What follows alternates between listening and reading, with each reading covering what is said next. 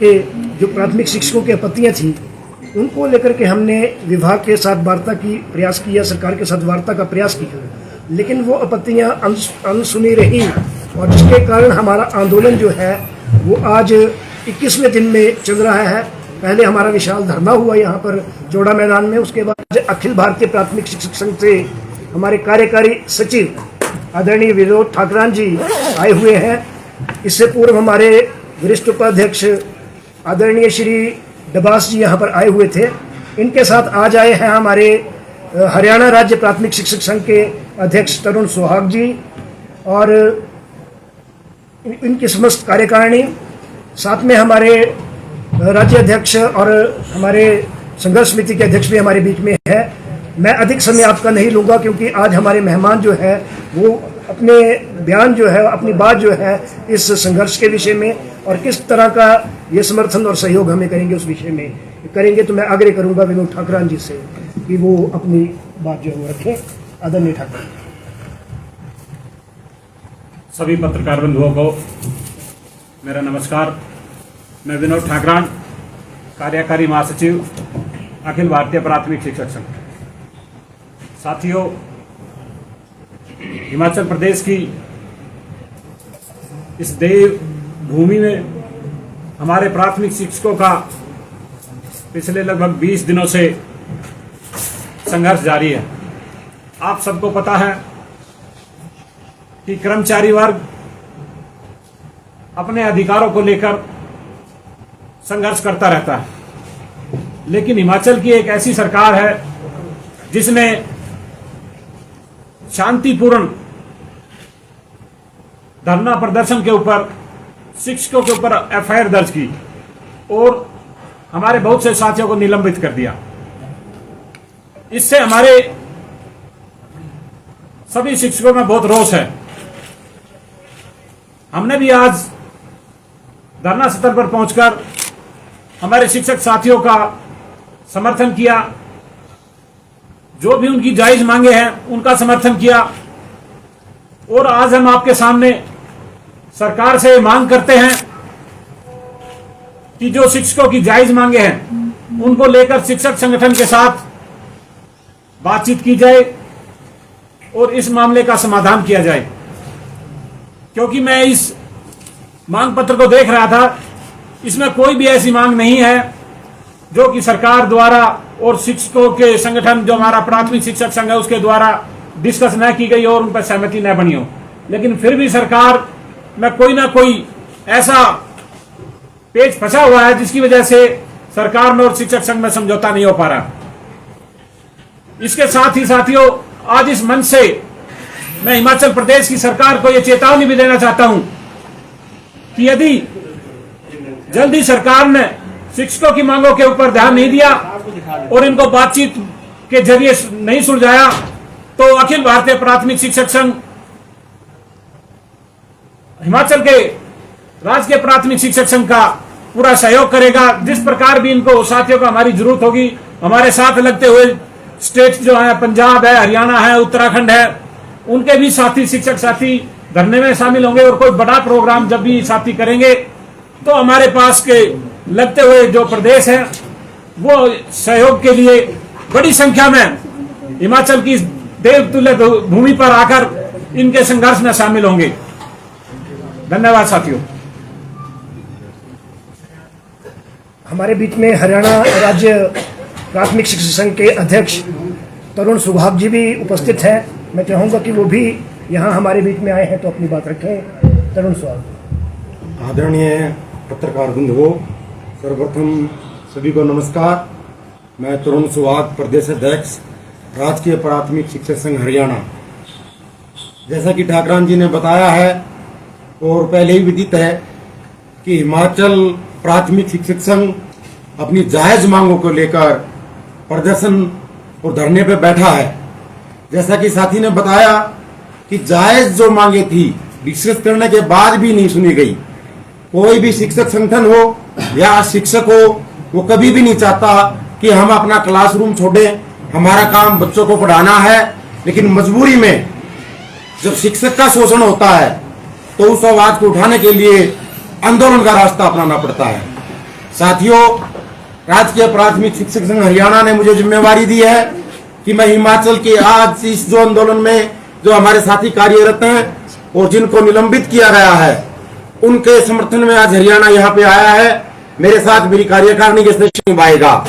पीछे किसान आंदोलन में भी जब पंजाब के किसानों ने आंदोलन किया था तो हरियाणा ने एक अग्रिम पंक्ति में खड़े होकर किसानों ने उस आंदोलन को सफल बनाया था।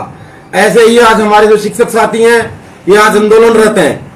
सरकार से मैं पूछना चाहता हूं कि क्या ऐसी जिम्मेवारियां, क्या कौन सी ऐसी मांग है। एक जो निदेशालय की बात है, जो नई एजुकेशन पॉलिसी की आड़ के अंदर जो सरकार विभाग के साथ खिलवाड़ कर रही है, जबकि नई एजुकेशन पॉलिसी वो राष्ट्रीय नीति है। राज्य सरकार के पास अपना प्रावधान है कि वो अपनी जो शिक्षक नीति है या शिक्षा के ऊपर जो विषय है उसके ऊपर वो अपना कानून अलग से बना सकती है। उसकी आड़ में आज ये जो यहाँ पे सरकार है जो ये कह के आई थी कि हम कर्मचारी के हितैषी हैं, पुरानी पेंशन बहाली का नारा दे के आई थी, आज उसको बदलने की तैयारी जो सरकार कर रही है, हम इसका विरोध करते हैं। और आपके माध्यम से साथियों ये बताना चाहेंगे कि सरकार यदि शिक्षक को इस तरह आंदोलन के लिए मजबूर करेगी तो चाणक्य ने भी कहा था कि हमारे अंदर क्षमता है कि हम राष्ट्र का निर्माण करते हैं। और उस टाइम पे भी एक चाणक्य ने एक आम छात्र को लेकर इस राष्ट्र को एक बड़ा, जिसने एक करने का काम किया था और राजा दिया था, हम ही सरकार को पलटना जानते हैं। आज ये लोकतंत्र का नाम लेके सरकार जो ये खेल कर रही है, हम उसका विरोध करते हैं और आपके माध्यम से पुनः सरकार को चेताना चाहते हैं कि यदि सरकार इन जायज मांगों को जल्द ही हिमाचल प्रदेश के प्राथमिक शिक्षकों को इनके प्रतिनिधिमंडल को बुला के पूरा नहीं। आज की इस प्रेस वार्ता में हमारे मध्य हमारे सहयोगी अखिल भारतीय प्राथमिक शिक्षक संघ और प्राथमिक शिक्षक संघ हरियाणा के साथी आए हैं। ये इन्होंने अपना समर्थन हमें दिया है और इस बात पर दुख व्यक्त किया है कि जायज़ मांगों को भी सरकार जो है वो सुनने को तैयार नहीं है। इसके साथ साथ मैं ये बताना चाहूँगा कि सरकार का जो ये रवैया डराने और धमकाने का है, इससे अपना वो विचार बदलें और बातचीत के रास्ते से इसका कोई हल निकालें।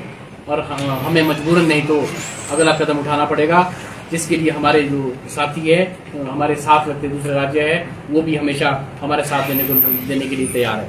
जैसे आप जानते हैं कि 21वें दिन में आज हमारा अनशन चल रहा है। 21 दिन हमारे पाठशालाओं से अध्यापक जो है वो बारी बारी से यहाँ पर आ रहे हैं। हम नहीं चाहते कि पाठशालाओं में बच्चों की पढ़ाई प्रभावित हो, लेकिन ये प्रभावित अगर हो रही है, शिक्षकों को विचार करें। अगर कल ही कर दे तो हम तो कल ही वापस ले लेंगे, लेकिन जितना लेट सरकार करेगी हमें तो उस धरने में रहेंगे, बल्कि उसको और तेज करेंगे।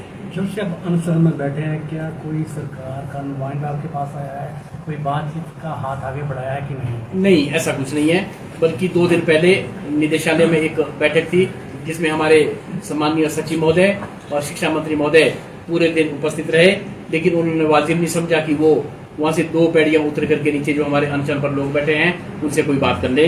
ये सरकार का रवैया है। सर, एक बात जानना चाहते हैं कि एक शिक्षा निदेशालय का विरोध जो है प्राथमिक उसमें शिक्षाविद की राय जरूरी है, वो ली जाए। आप जानते हैं कि पहले सरकार ने एक कमेटी गठित की थी जो शिक्षा सचिव के हस्ताक्षर से बनी थी। शिक्षा सचिव उसके अध्यक्ष थे। उसमें जो विभाग के बाकी पदाधिकारी थे, joint secretary, deputy secretary, additional secretary, director, वो उस कमेटी में रखे। लेकिन जब हमने ये विरोध किया कि ये कमेटी जो ब्यूरोक्रेट्स की रहेगी, इसमें बदलाव किया जाए और जो मेन स्टेक होल्डर है उनमें से कुछ लोगों को लेकर के इस कमेटी का गठन किया जाए। लेकिन सरकार ने उसमें भी क्या किया कि उस कदम से एक कदम पीछे हटके वो कमेटी बदल दी। उसमें अब जो है वो कुछ एमएलए और कुछ प्रिंसिपल्स उसमें डाले हैं, जबकि सबसे बड़ा स्टेक होल्डर प्राइमरी जो पीटीएफ है, हमारी प्राइमरी टीचर फेडरेशन है, वो सबसे बड़ा स्टेक होल्डर है।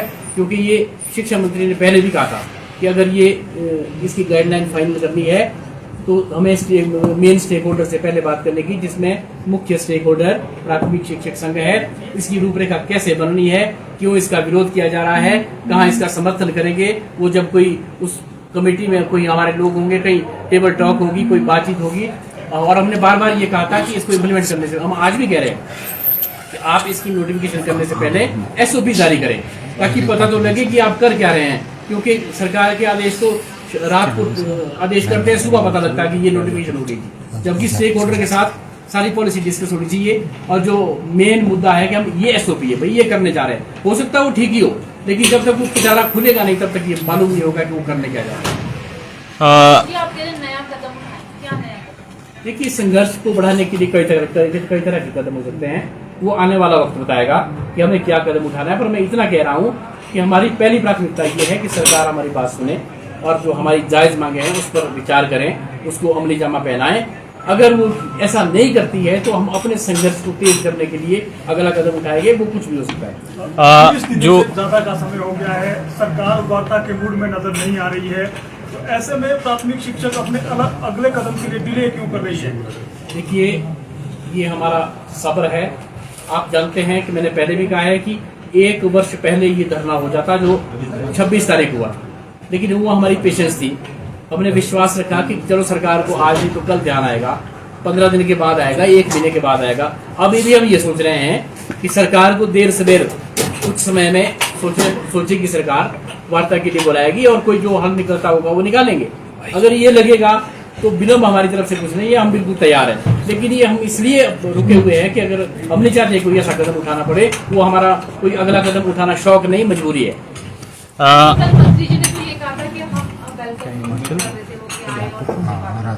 राजकीय देखिए, आप जानते हैं कि किसी भी बैठक में जाने का एक प्रोटोकॉल होता है। वैसे तो हर रोज वहाँ लोग आते जाते रहते हैं, लेकिन जब पानी से ऊपर हो जाए, इस हद तक निकलना पड़ जाए कि 6000 लोगों को इकट्ठा करने बाजार में धरना करना पड़ जाए, उसके बाद कोई ये उम्मीद करे कि हम वैसे बातचीत करने चले जाएंगे, तो ऐसा संभव नहीं है। क्योंकि बातचीत करते हमें 1 साल हो गया उनके साथ, बातचीत की आउटपुट कुछ निकलती नहीं है, कागज एक वहां से नोटिफिकेशन निकल, कोई उसकी प्रोसीडिंग जारी नहीं होती है। तो ऐसी बातचीत का क्या मतलब है? अगर वो सच में बातचीत करना चाहते हैं होती है और 4 से 6 लोग उसमें धरने पर बैठते हैं, वो वहां से छुट्टी लेकर आते हैं और जब छुट्टियां खत्म हो जाएगी तो अवैतनिक अवकाश लेने के लिए भी हमारे शिक्षक बिल्कुल तैयार बैठे हैं। आपको बेहतर वेतन मिल गया है? हाँ, इस बार मिल गया है। हिमाचल प्रदेश राजकीय अध्यापक संघ के अध्यक्ष हैं वीरेंद्र चौहान। वो कह रहे हैं कि आप को मान लेना चाहिए जो आपकी डिमांडें हैं वो कहीं ना कहीं उन्होंने गलत ठहराया है, लेकिन जो आपके आंदोलन के ऊपर कार्रवाई हुई थी उसका उन्होंने हालांकि विरोध किया है और कहा है कि आपको अपना आंदोलन वापस ले लेना। उनके बीच क्यों नहीं बैठते वहां जाकर के?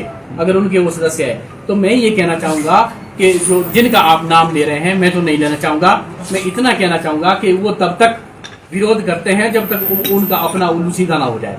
उनको सिंगापुर जाना था टूर पे, तब तक वो ये कहते रहे कि बिल्कुल इसमें बड़ा भारी घोटाला है और ये बिल्कुल गलत हो रहा है, सरकार जो कर रही है बिल्कुल गलत कर रही है, हम इसके पक्ष में नहीं है। जैसे ही उनका नाम जो है सिंगापुर की सूची में शामिल हुआ, वैसे ही वो सारा घोटाला भी खत्म हो गया। और उसके बाद सरकार को भी ये लगता है कि एक आधे ऐसे नेता को पहले केरल भेज दो, उसके बाद सिंगापुर भेज दो, ताकि उसको कहीं खड़ा करना हो किसी के खिलाफ बोलने के लिए तो एकदम फोन करके बुलाएं कि एलिमेंट्री का निदेशालय अलग है और सेकेंडरी का निदेशालय अलग है, हायर का अलग है और जो टेक वैसा है जो है एसएसए का जो है एसपीडी वो अलग बैठता है। 4 आईएएस जो है ना एक ही उसमें शिक्षा सदन में हमारे बैठते हैं और वो अलग अलग काम करते हैं। 1 से 8 का जो है एलिमेंट्री का अलग।